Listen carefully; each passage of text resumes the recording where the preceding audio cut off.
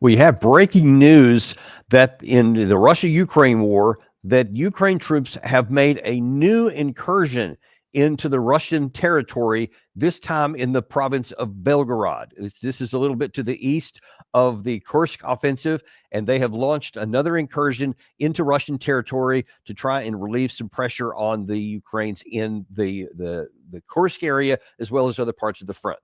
Now, I say this is breaking news. I say that a little bit in jest because it's actually not news at all. It's not surprising at all because this is going to continue on the most recent example of how the Ukraine side has continued to take among the worst operational and tactical decisions that you can imagine in military history.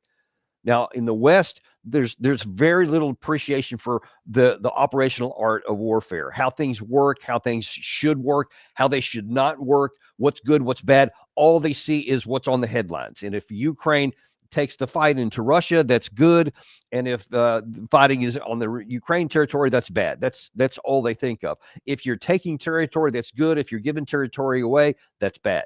Problem is, in warfare, those are not always the case. And in this particular situation here, in this war, the Ukraine side has continuously taken the media path forward that gets the best headlines in the West, but that ultimately is helping the Russian side. Check this out. I'm not misstating here. The Ukraine operations have helped the Russian side win the war.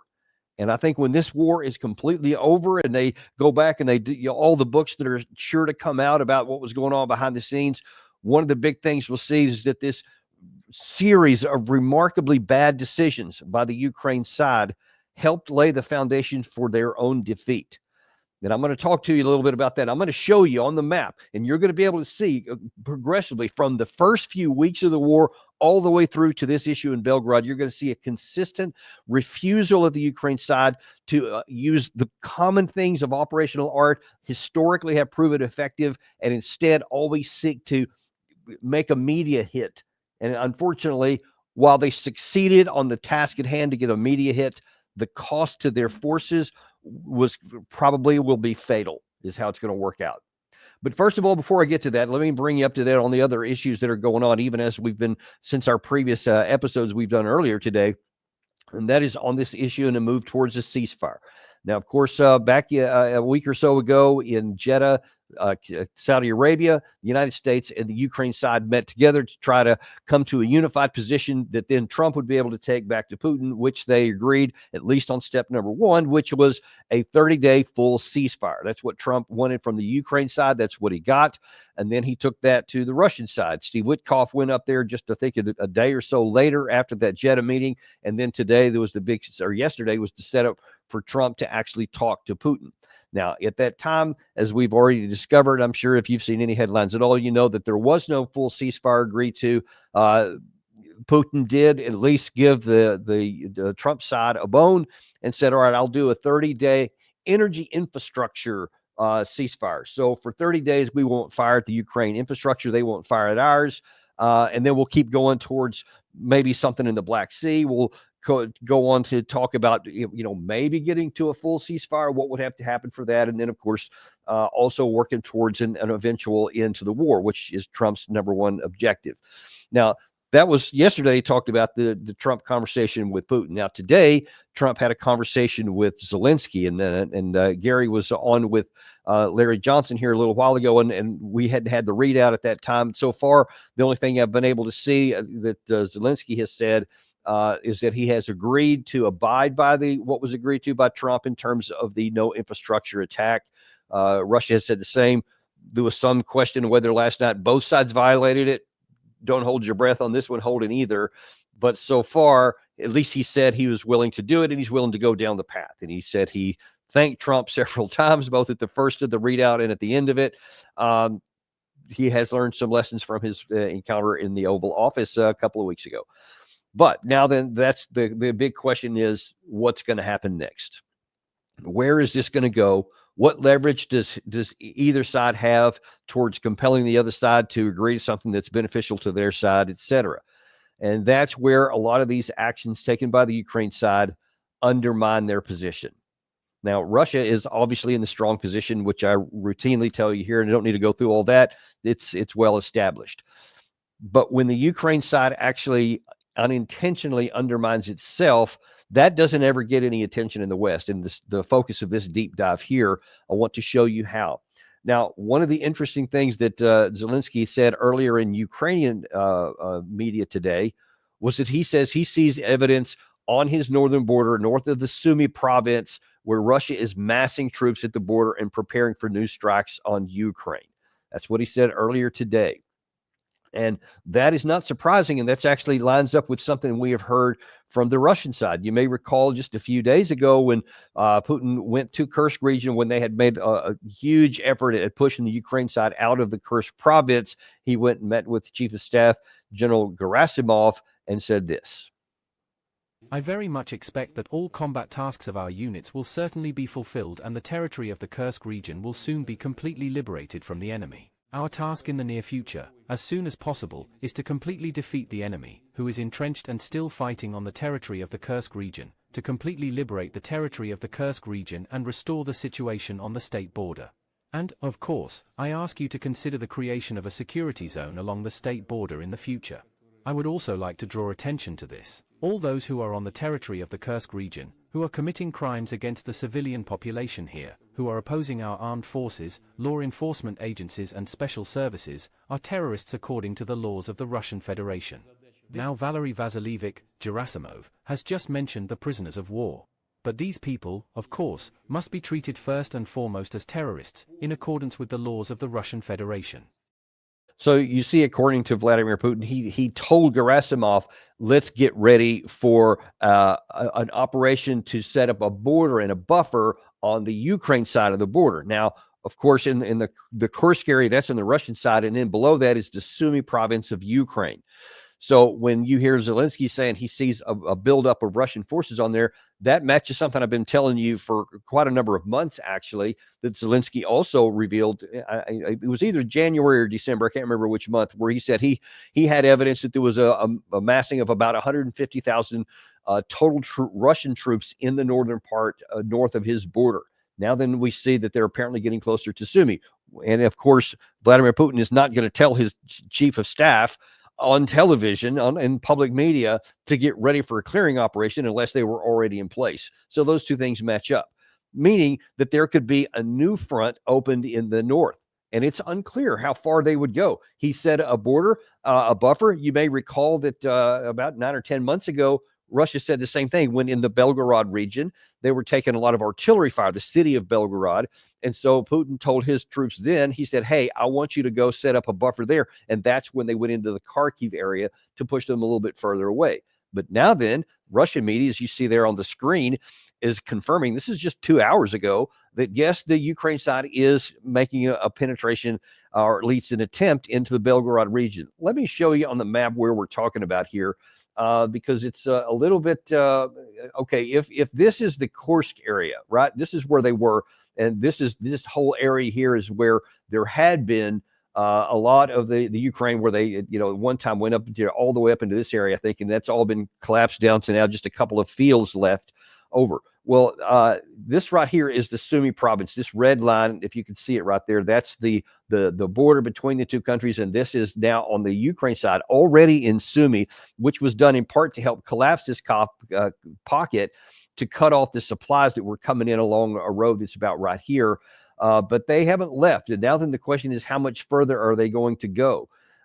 So apparently, to try and relieve some of the pressure here, the Ukraine side went into the Belgorod region of Russia, which is basically right here. This is the border between Belgorod and Kursk. Now, if you're having a hard time seeing this on the map, that's not surprising, because let me zoom in a little bit for you here. I got to zoom all the way into here, and you get basically two fields. This is on the Russian side of the border. Again, the red line is the state border between the two. And so this is on the Russian side. Apparently, Ukraine had attempted to penetrate in here to go to this town right here, Dimodovka, I believe it's pronounced. They didn't get there. They didn't succeed. And most of the penetration was pushed back. It wouldn't surprise me if by in the morning this has been reestablished back to the border as well. So this is something that is a large problem. As I told you again, when this happened, this offensive operation for the Ukraine side began on August the 6th of last year, and they had a number of things that they claimed that it was going to do, and there were certainly some benefits to the Ukraine side. It wasn't completely pointless, but it wasn't completely pointless tactically, but operationally it was completely pointless because it was never going to change the tide of the war, and it was going to end up costing the Ukraine side a lot of personnel, which they ended up doing. They end up losing personnel, they end up losing equipment, and several other things here too. I'm not sure why I seem to have a blank screen here. Hopefully we can figure that out here. There we go. Sorry about that. Not sure what happened with that. So by sending so many thousands of troops into this Kursk operational pocket here, all they ended up doing was diverting very limited resources they had into something that made a big splash at the time. You remember there was all kinds of celebrations going on in the West when this came up, all in the media and European media, the same thing about, sticking it to Putin. It humiliated him. He was embarrassed. You may remember all those kinds of claims. It's going to cause them to divert soldiers around. They had to bring in North Koreans, etc. All those kinds of claims. Well, as it turned out, that while it was indeed an embarrassment for Putin, how could it be otherwise? And while it did cause Russia to have to divert troops, it didn't cause them to divert combat troops from Ukraine. It caused them to divert troops from elsewhere in Russia, where they were already not bothering the Ukraine side. So now then you have a situation to where you have a very finite number of troops on the Ukraine side that were now significant portion of which were diverted into this operation here. And then to maintain the troops in there, they made their penetration, I think, by the 10th day. That's as far as they ever got. And then from that day forward, all of their effort was just on holding what they had. They claimed at the time it was going to be as a negotiating chip to try and cause Russia to have to give up something elsewhere. As I said from the beginning, Russia will never give up anything to get this back.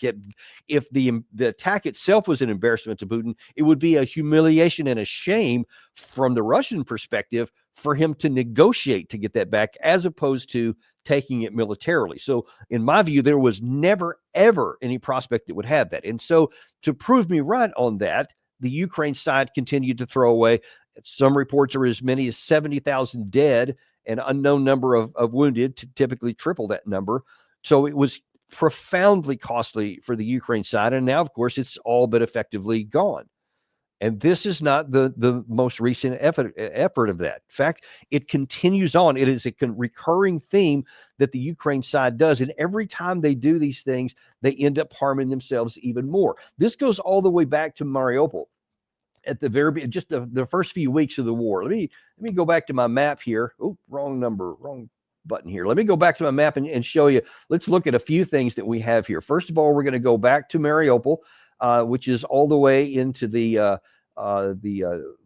eastern part of the country, down around the Black Sea or the Azov Sea. So you may recall this made a lot of news at the beginning of the war. This is Mariupol down here on the sea. And this is where the first time where the Ukraine army fought tenaciously. And in the West, they initially gave them a lot of credit and said they're very brave. And the Azov battalion was here, a lot of the so-called neo-Nazi groups, etc. And they would not surrender. They had a chance. The Russians actually gave them an opportunity, said, we have some routes out of here. We're going to allow you to withdraw. The Ukraine side refused to do that. They said, nope, we're going to continue fighting. And instead, they ended up fighting until they got into this, a lot of the industrial zones there in this area here. And then finally they said, yeah, they took it literally building by building until they finally captured or killed them all. And that was the first sad moment there. Now, let me show you a different map here, because what I want to show you is that this is the first time the Ukraine side made this mistake. When you're fighting tenaciously and you have an enemy that's pressing in on you and they have the superiority where they can force you out, what makes the most sense is that you will make the opponent spend as much as they can on taking this. You'll make it expensive for them to take. You're not just going to hand it over or just leave because there gets to be some pressure, but you want to conduct what's called a fighting withdrawal. And typically what you want to do when you see the situation going, you're going to start building defensive positions somewhere in the depth of that, where it's not in the direct line of sight of the enemy, and you'll build fortifications, rapid fortifications, hasty defense, it's what's called. And you'll be preparing those positions. And then as the enemy gets forced, you'll force him to have to come in, but then you'll do it in a subsequent bounding fashion. So you'll go back to these prepared positions. And then at a certain point, when it becomes untenable, then you'll move back under complete order. And then occupy these new positions. These positions would be built and sited so that there would be large fields of fire, so that the enemy, whenever they're continuing on to try and take you, would have to be vulnerable to long-range artillery strikes, to drones, to rocket fire air strikes if they had much air power at the time, and those things. That's what should have been done. Now, many people argued, who don't really understand military formations, they say, well, you can't just give the city away, because that's the whole thing. You're trying to hold on to the towns. But my argument is that no, militarily, sometimes you do have to give away the city, as long as you do it the way I described, which is try to make it expensive for the enemy, but then make sure that you have the ability to withdraw under order, so that you move back to reinforced positions. And now then, once the enemy has his position, for them to move up to your next position, you can extract a much higher death toll on their soldiers and make it more expensive for them to move to the next position. Because in a war of attrition, folks, it's not about just the territory that you have, but it's about the viability of your armed forces.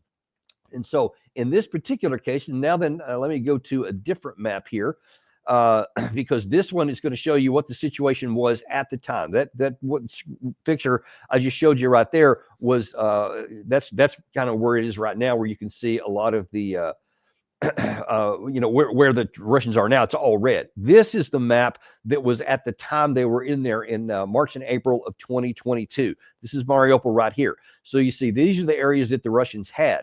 So there was plenty of room for the Ukraine side. This is what the white area here is, what the Ukraine had control over. This is early in the war.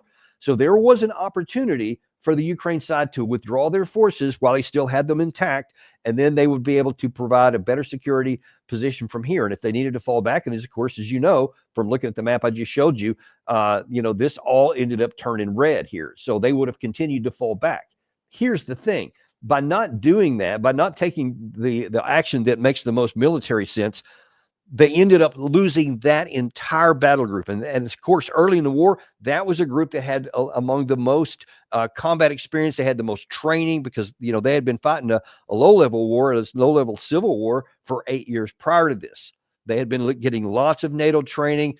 And so all of those guys were among the most trained at every level, from the leader level at each echelon all the way down to the lower troops. If they had withdrawn them from Mariupol before the city was wrested from their hands building by building, then they would have been able to take that force and continue to expand it. As they did more mobilization come in, they could have trained more people, spread the trained leaders out to others, so every organization then becomes more combat capable. That's what they would have done if it made sense. By saying, no, we're not going to give this city up, they lost all of those troops and they lost the city. That was one of the big problems with this philosophy here. It looks good on paper, and it plays well to the emotion and the heartstrings of those who are pulling for you, because it is great. It was a lot of courage, and they did fight fiercely, and it took the Russians a long time to take the city. It was expensive for the Russians to take the city. It wasn't cheap. But it's not as expensive for the Russian forces as if they would have had to then attack over open terrain that would have given the firepower advantage to the defending Ukrainians. So it was even though they were heroic and lauded, etc., it was a definite loss for the Ukraine side in every way. It was not to be the last. Then, of course, we have the situation with Bakhmut. That was probably one of the more famous ones. Where that was a long fight. We had Evgeny Prigozhin, you may recall. That was a long fight that took place. Let's see, let me find out where I'm at on the map here. Bakhmut. This is an area. So the Russians were coming in from the east to the west. And you may recall that the city of Bakhmut here had to be taken almost street by street, very often house by house. It took, I want to say, 9 months for the Russians to take. But this was the next big issue here. Now you can see here from this depiction here that there was lots of fortifications that the Ukraine side had. These were never taken off. So there was plenty of fortifications around here. There's some up here, and you see they still have some on their side of the line now.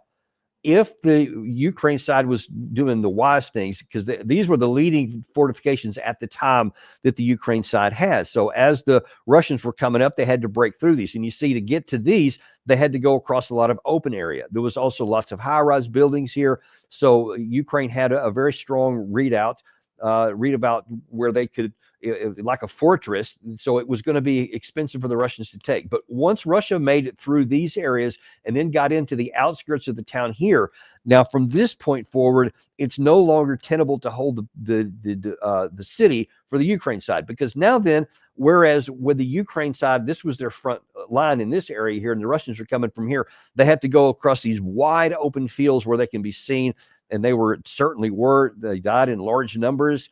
But once they get into here, now all of a sudden, instead of, a kilometer, 3 kilometers of visibility where you can take them under long range, now it's the building next to you. So now then the Russians can get right up to your position where they can attack and destroy you. And so they have cover and concealment to where they can bring up. And so it's a lot easier for the attacking force when they have all this cover to go to. What the Ukraine side should have done is to withdraw under pressure or under order, so that they could move back to these other defensive positions where, again, they would have set up to where they had long fields of fire to where they could extract a heavy toll on the Russians. And then they should have built additional lines behind that and so forth, where they would bound back to them. The point was going to be that they're going to have to attrit the Russian forces while only giving ground under pressure. So they certainly didn't want to just get into a withdrawal. But if you conduct a fighting withdrawal and you do it under order, you preserve your forces. And so every time the Russians get past a line, then they have to again get into this expensive situation to where they expend a lot of troops going over open ground. That's how the defense should have been conducted, but instead it wasn't. They literally waited until the last few buildings. The Russians ended up prying it out of the hands of the last couple of buildings out of the hands of the Russians, the Ukrainians, sorry. And then that continued on forward. And then, of course, the same thing with Avdiivka. That was the big city that had a similar situation. Let's see, I may have gotten in the wrong spot at the moment here. But that was, you may remember, that was one of the other big ones that was pretty much right on the heels of the Bakhmut fight. And then they went on and they started getting into Chasiv Yar and then Toretsk. That's one of the other ones I want to talk about. You may recall also that I said here about a week it was more about a month ago, where I said that there had been a counterattack in Toretsk, because initially Russians took Toretsk earlier this year, and then there was a counterattack. And I said, yeah, I'm sure that they can have some success here, but that turned out to be a short-lived, as it was doomed to do so. Gary, if you can, let's see, let me go back to the screen here. Gary, if you could put that full screen up there of the Toretsk operation that one of the Forbes one. Yeah. This was defying Trump. Ukraine troops advance in the east. And they're saying, Trump had been saying since he had been inaugurated that, that the Ukraine side was spent, that they're a spent force. And so to show in the media, and Forbes was very happy to play their role, they said, no, they're on the offensive side. They're taking it to them.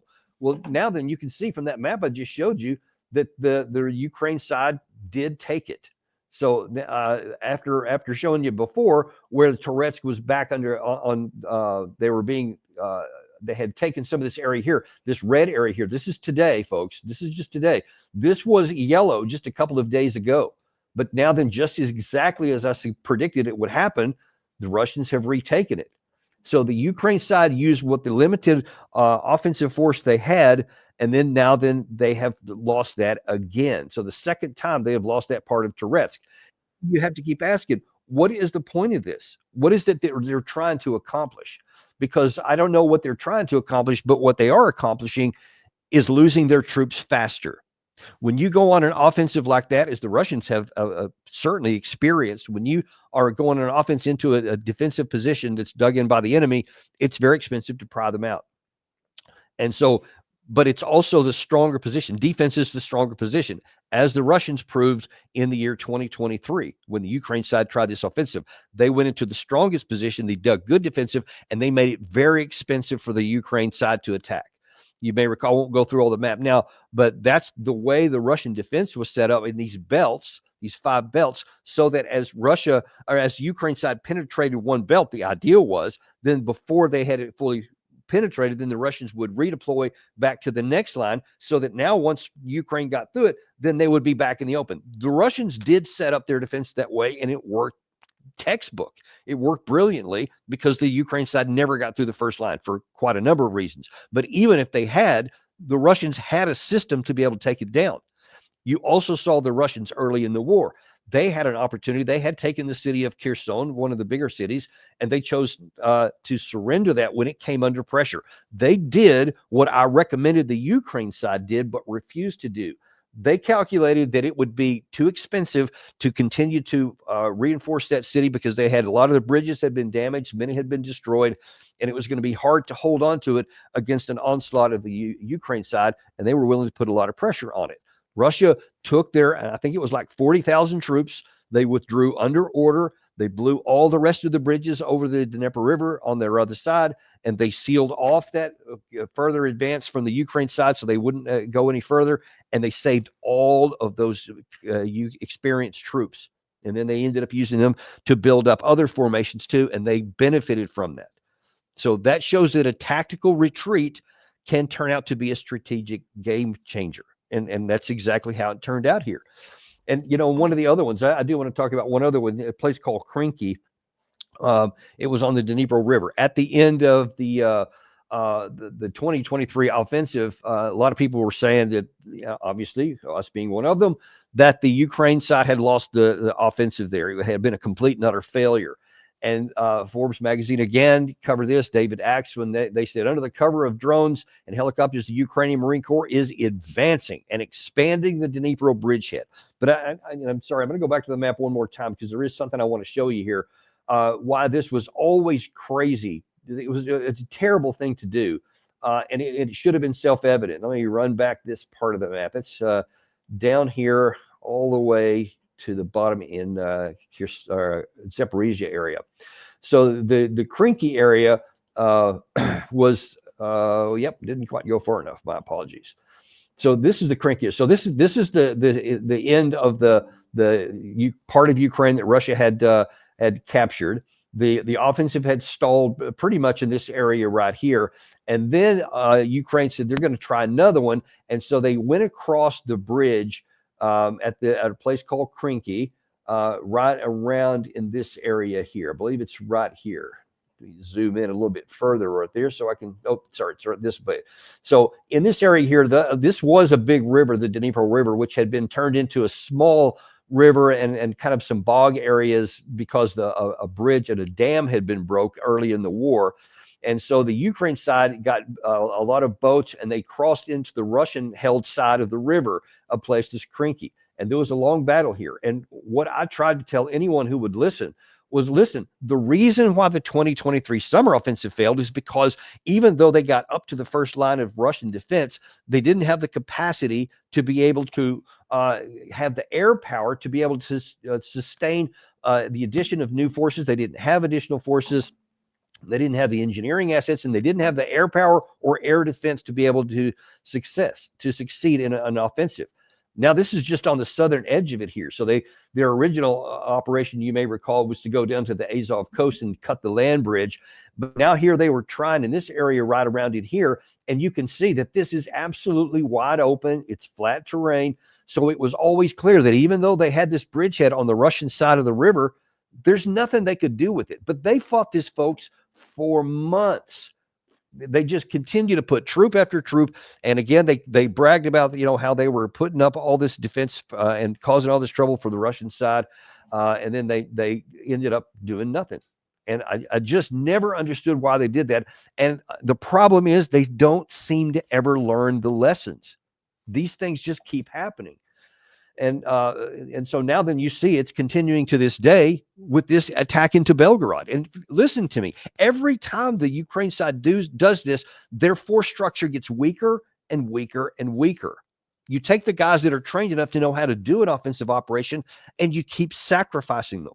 Instead of the strongest form of warfare, which is a solid defensive line, You're making it, you're taking the higher casualty producing actions of taking all these offensives, which have no possibility of turning the tide operationally.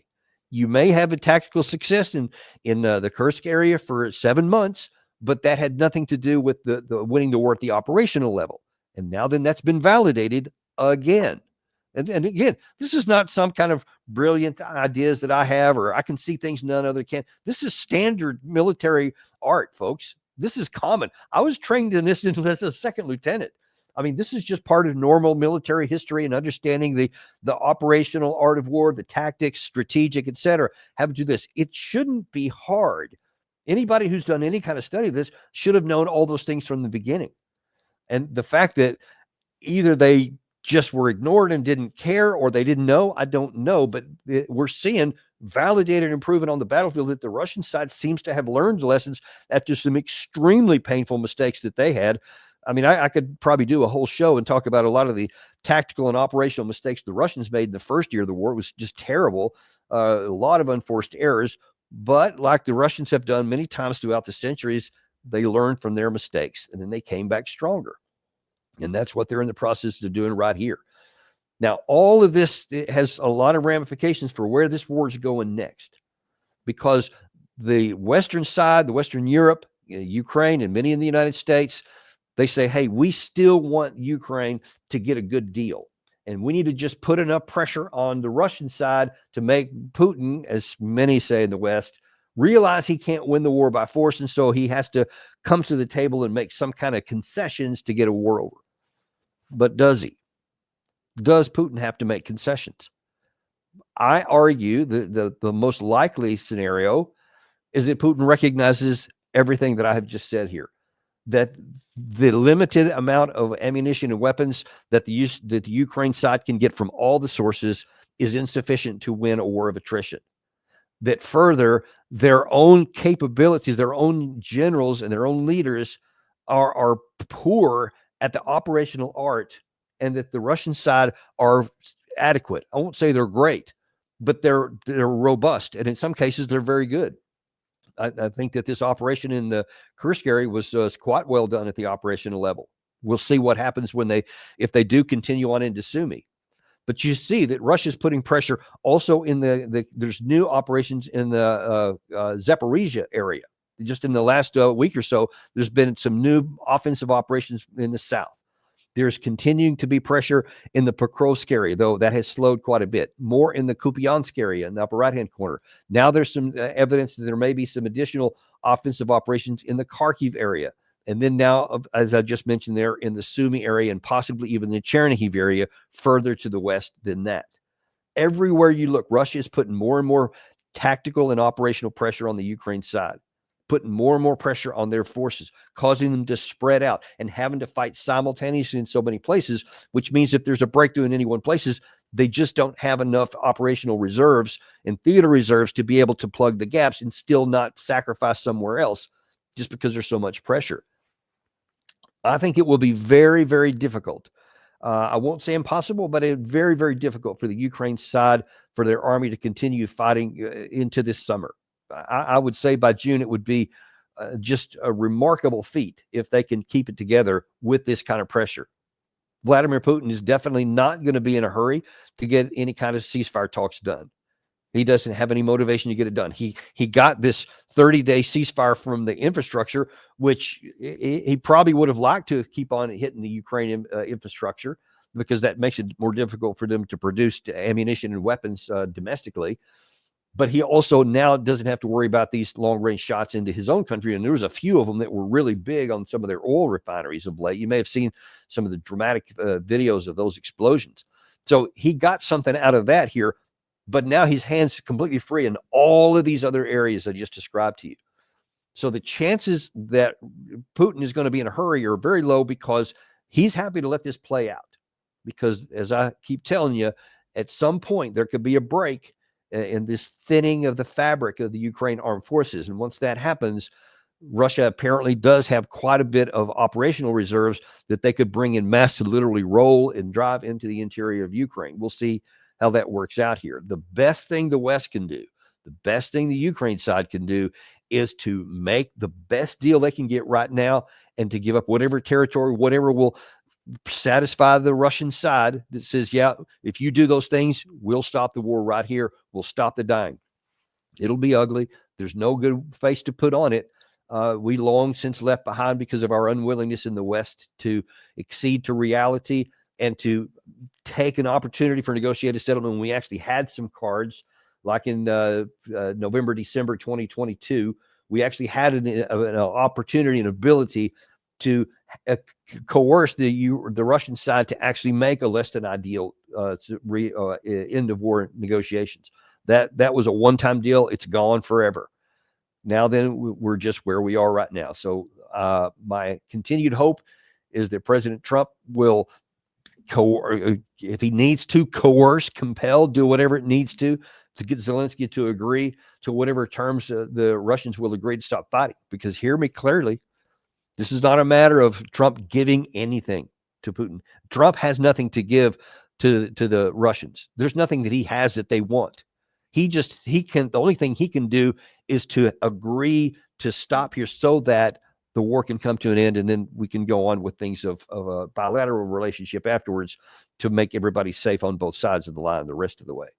That's where we are, folks. So the longer this goes, the more obstinate the Ukraine side gets, the more obstinate side the Western Europeans get, the more Ukraine people are going to die, and the more likelihood it is that they will be militarily defeated. That's just the way it is. And you see from all this time what I've shown you here today. Thank you very much. Appreciate you very much. That'll do it for today's Daniel Davis Deep Dive. Look forward to seeing you tomorrow. See you then.